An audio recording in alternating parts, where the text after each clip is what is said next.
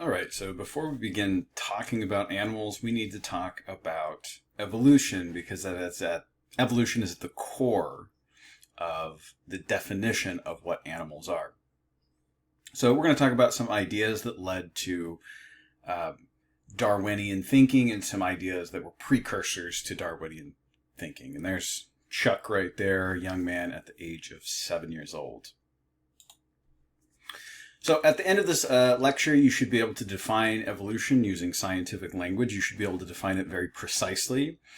You should understand what evolution is and what it is not, and you should be able to identify common misconceptions about evolution. And you should remember pre-Darwinian thinkers and analyze how their ideas paved the road for Darwinian evolutionary thought.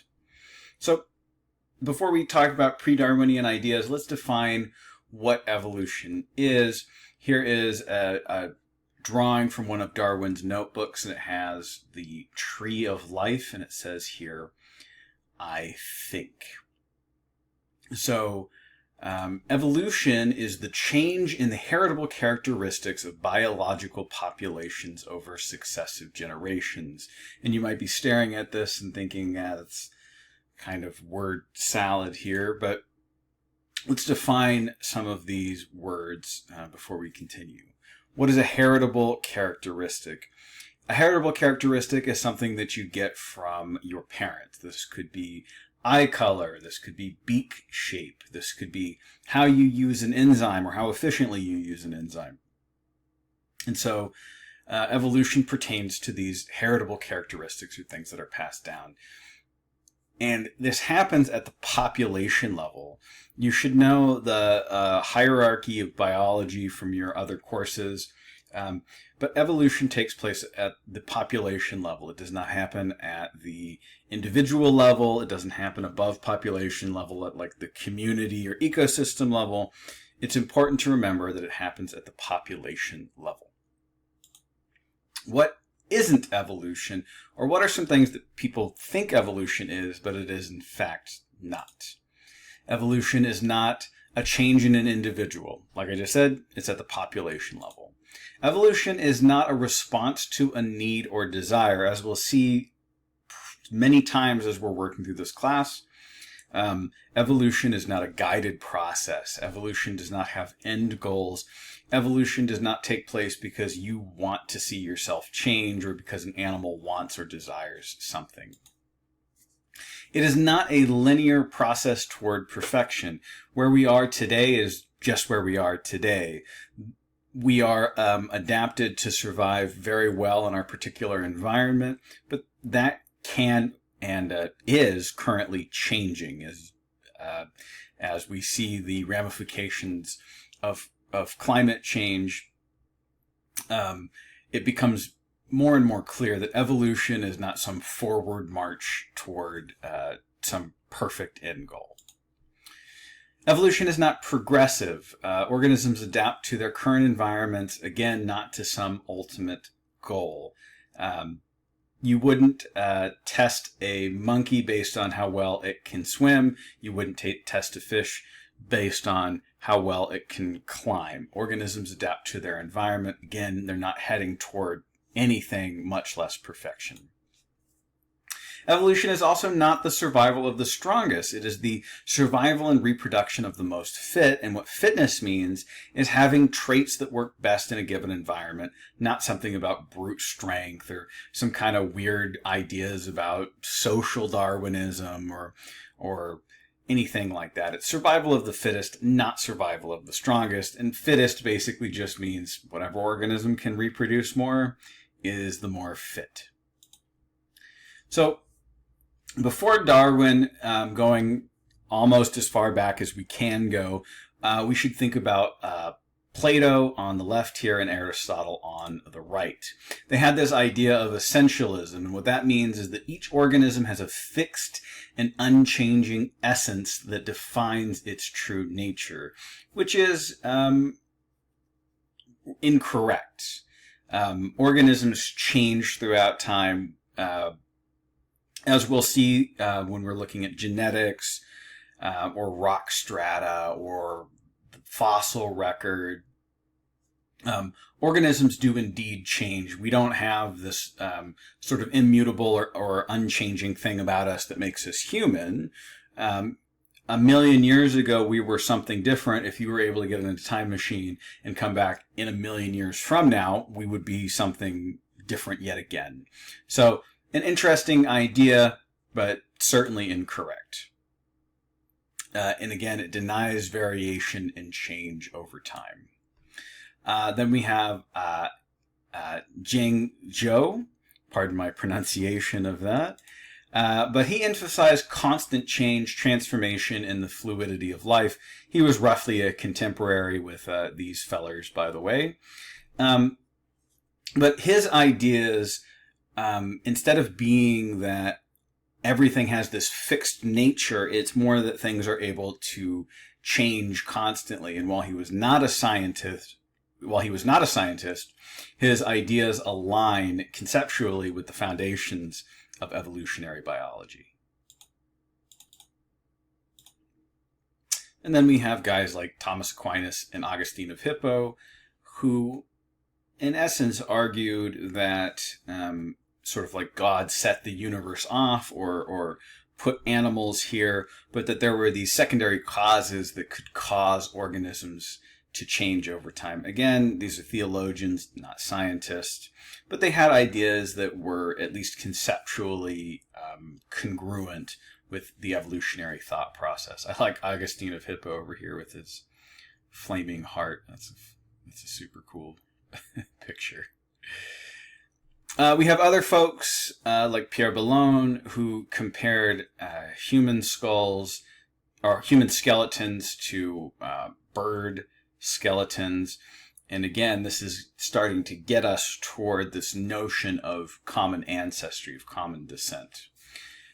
We have René Descartes, who encouraged the use of metaphor of the universe as a machine rather than something that was sort of preordained. This mechanistic things could change throughout time. Whenever you're doing graphing, you can thank Mr. Descartes for that as well. A lot of your philosophy classes come from René Descartes, too. Then we have Georges Louis Leclerc, Comte de Buffon. He suggested that many species were actually varieties shaped by their environment.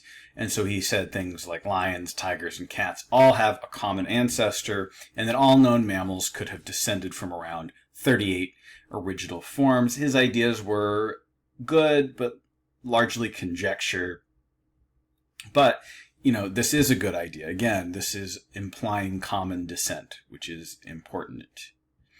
Then we have Georges Cuvier, who showed that mammoths, mastodons were distinct from living elephants. And what Cuvier showed was that extinction was a possibility.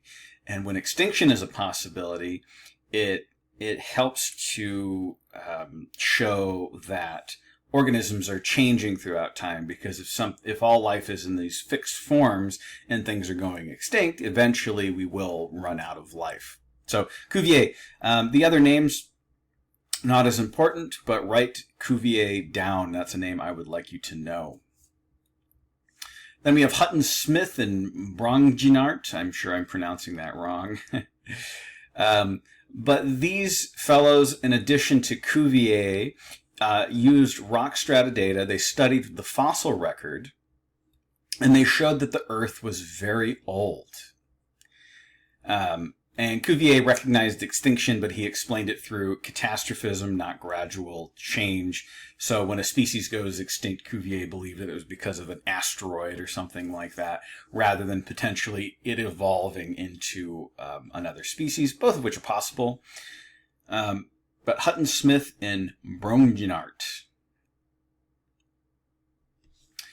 Jean-Baptiste Lamarck, write that name down. He proposed that species change over time through an internal drive toward complexity and the inheritance of acquired traits. Organisms changed through use or disuse of organs, and those changes were passed on. He believed in spontaneous generation, not common ancestry, and saw evolution as a linear climb toward greater complexity. Now, Lamarck had some really interesting ideas. But the notion that a giraffe needs to stretch its neck up and then its offspring get longer necks because the parents needed a longer neck is flawed. It's getting to be on the right track, but it is incorrect. If I go to the gym and I work out every single day and I have a kid, will that kid be more muscular? Of course not. And it's the same kind of flawed thinking that a gentleman named Jimmy the Greek, who suggested that Africans brought here were more athletic because they were selected for that and bred to be more athletic. And it's just totally bunk. It doesn't make any sense. If I do a bunch of pull-ups, my baby's not going to be born with the ability to do more pull-ups. So that's a Lamarckian evolution. You should write down the name Lamarck. On the right track, almost connected the dots correctly. Then we have Charles Lyell, which he argued that Earth's features were shaped by slow, continuous processes rather than sudden catastrophes. Though he initially opposed evolution, his ideas about gradual change over time deeply and greatly affected Charles Darwin. And a lot of these fellows I'm talking about, they're just these sort of black and white images or caricatures, but some of them actually knew each other. Lyell knew Darwin well. And so Charles Lyell is geological processes shape Earth over time. That's a name that you should know. That's a name that you should write down. Charles Lyell, geological processes shape Earth over time. And then we get to Malthus. So here's another idea that was profoundly influential on Darwin. Malthus had this notion of the struggle for survival. And this helped to Darwin to think about his idea of natural selection. So Malthus, struggle for survival, that's a name that you should know as well. So next time we are going to talk about Darwin's journey on the HMS Beagle.